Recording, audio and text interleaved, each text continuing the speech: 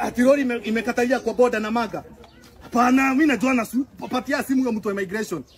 Sawa goja.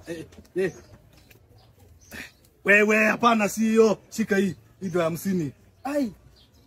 Hiyo ndo pesa yako. Change gani? Na economy unadhania naweza kurudishia change? Mambo na taxation, mambo na inflation. Toka kwa biashara yangu. Toka kwa biashara yangu. Toka kwa biashara yangu. Ndio nilikuwa nakwambia abia suru. Hapana, ukifika hapo kwa immigration patiana simu tu, lori lazima itapita.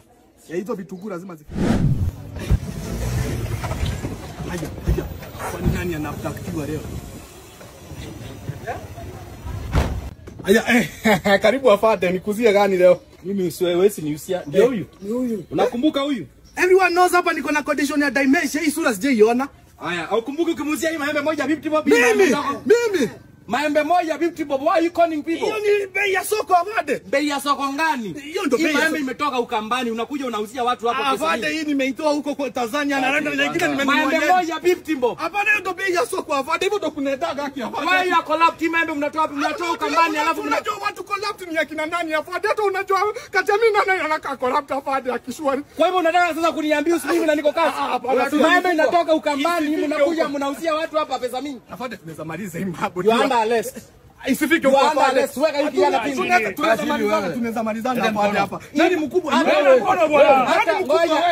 Hata uko unatoa maembe wapi? Maembe yote ni ya Ukambani.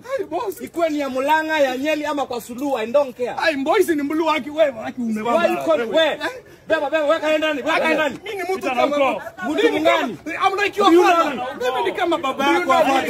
Unajua wewe. Weka yeye ndani. Father mimi ni kama baba yako. Wewe mimi sina baba. Wewe weka yeye ndani. Father tunazodi. Utapata not allow that. Hebu ingia hapa. Izaji hapa wewe. Weka yeye ndani, you are like a lap.